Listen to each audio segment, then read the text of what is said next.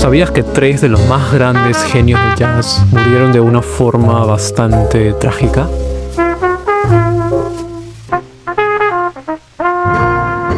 Y que nadie recuerda cómo pasó. Un ángel del cool jazz, un gigante del hard pop y un rebelde del jazz fusión. 3 músicos que lo tuvieron todo y lo perdieron todo por las mismas emociones que los hicieron únicos. Acompáñame a conocer sus historias, donde el talento, la pasión y la oscuridad se mezclan hasta volverse inseparables.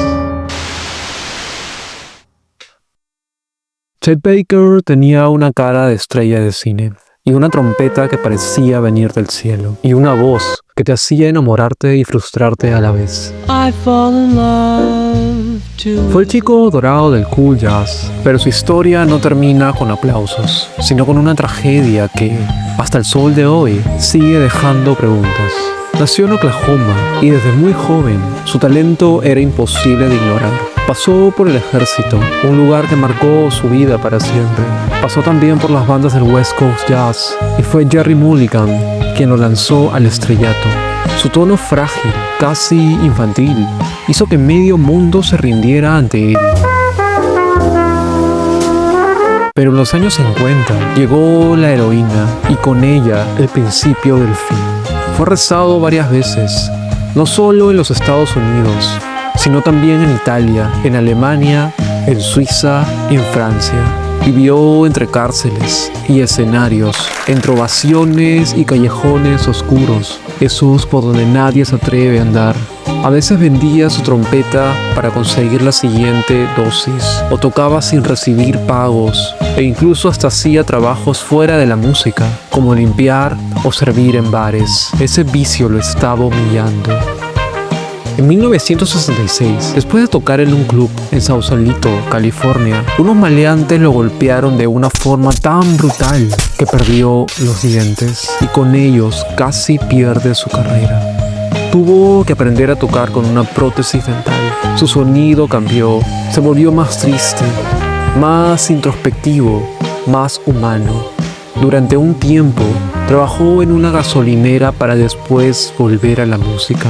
Grabó en Europa con Ennio Morricone y Stan Getz, y en 1983 Elvis Costello lo invitó a tocar en su álbum Shipbuilding. Y esa trompeta melancólica volvió a recordarle al mundo que Chet Baker aún respiraba. Pero su vida ya no era vida y andaba como un fantasma olvidado. Vivía de hotel en hotel, con lo necesario para sobrevivir. El 13 de mayo de 1988, en Ámsterdam, apareció muerto bajo una de las ventanas del viejo hotel donde vivía.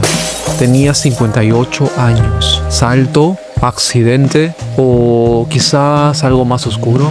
Nunca se supo cuál fue la razón. En el cuarto quedaron su trompeta y una partitura sin terminar, como si incluso en la muerte Chet Baker aún siguiera buscando esa nota perfecta que siempre pareció escapársele. ¿Y tú qué opinas acerca de este trágico final? ¿Cuál crees que haya sido la causa? Déjamelo saber en los comentarios y prepárate, porque el genio que está por venir también tuvo un final trágico, el cual no te imaginas. El jazz siempre ha sido una expresión de libertad, y en los años 60, Lee Morgan era una de esas voces más vibrantes. Trompetista prodigioso, discípulo de Dizzy Gillespie, estrella de Blue Note.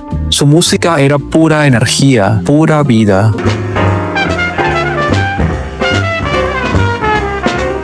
Pero la vida de Morgan no solo estaba marcada por el arte, sino también por la adicción y el amor intenso. Su pareja Helen fue quien lo ayudó a salir del abismo de la heroína, pero también quien terminó con su vida de la manera más inesperada. Fue una noche de 1972, en el club Slug Saloon de Nueva York. Helen y Lee discutieron. La ira y los celos hablaron más fuerte que la razón. Fue un disparo. Un charco de sangre pintó el suelo del escenario. Morgan, que apenas tenía 33 años, agonizó sin recibir ayuda inmediata. Helen se quedó allí, mirando, con las manos aún en el gatillo, atrapada entre el amor y el horror de lo que había hecho. Helen fue arrestada y acusada de homicidio en segundo grado. Sin embargo, debido a su edad y a que se entregó voluntariamente, recibió una sentencia reducida y pasó unos años en prisión antes de quedar en libertad. Murió en 1996, dejando tras de sí una historia de amor y tragedia que inspiró el documental I Call Him Morgan.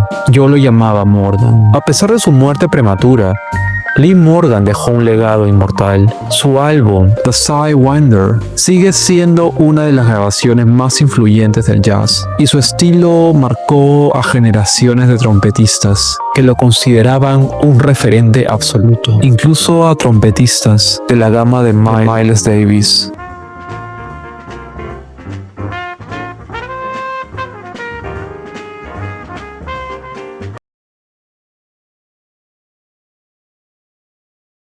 Pocos músicos han revolucionado un instrumento como lo hizo Jaco Pastorius con el bajo eléctrico.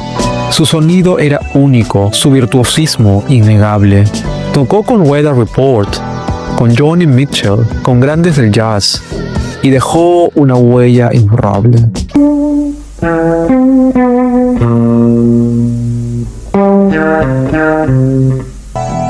Pero Jaco no solo era un genio, también era un hombre con un espíritu salvaje, indomable diría yo, y quizá hasta algo violento.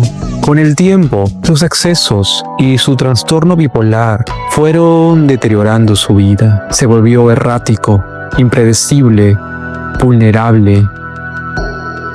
Era una noche caliente de 1987. Había mucha gente en las afueras de un club conocido en Florida, y ahí estaba Jaco, quizá prepotente y decidido a entrar. Pero no de la mejor forma, sino de la fuerza. Él era Jaco, el genio del bajo. Pero lamentablemente, para el guardia de seguridad, era solo una persona problemática más con la que tenía que lidiar. Al no aceptar un no por parte del guardia de seguridad, Jaco fue brutalmente golpeado por este mismo. La paliza lo dejó en coma, y 8 días después, a los 35 años, Jaco murió de una hemorragia interna, poniendo fin a una vida que ardió con demasiada intensidad y terminó trágicamente gracias a una emoción descontrolada. El guardia de seguridad, de nombre Luke Havan, fue arrestado y acusado de homicidio en segundo grado, pero finalmente recibió una sentencia reducida por homicidio involuntario y quizá defensa personal, y solo pasó 4 meses en prisión, lo cual de seguro fue injusto para los familiares, amigos y fans de Jaco. Aunque su vida terminó de manera trágica, el legado del bajista es inmortal.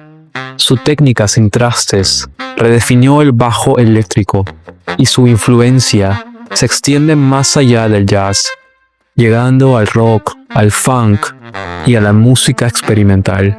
Su disco, Jaco Pastorius, sigue siendo considerado uno de los mejores álbumes de bajo de todos los tiempos, y su impacto en la música es innegable. Estas fueron 3 historias, 3 talentos descomunales, 3 finales trágicos, a causa de una emoción descontrolada, a causa de la pasión ciega. El jazz nos ha dado algunas de las más hermosas melodías de la historia, pero también ha sido testigo de algunos de los desenlaces más oscuros, porque al final, el arte y la vida son inseparables, y a veces las emociones que nos elevan a la cima también nos arrastran al vacío, al abismo más frío y doloroso que pueda existir. Si te gustaron estas historias, no olvides comentar, dejar un like y un suscribir, que no cuesta nada. Y dale un vistazo a mis otros trabajos. Y también ahora me puedes encontrar en Instagram, donde también estaré subiendo historias cortas. Lo viste en Music On Places, un canal humano y musical que responde tus comentarios.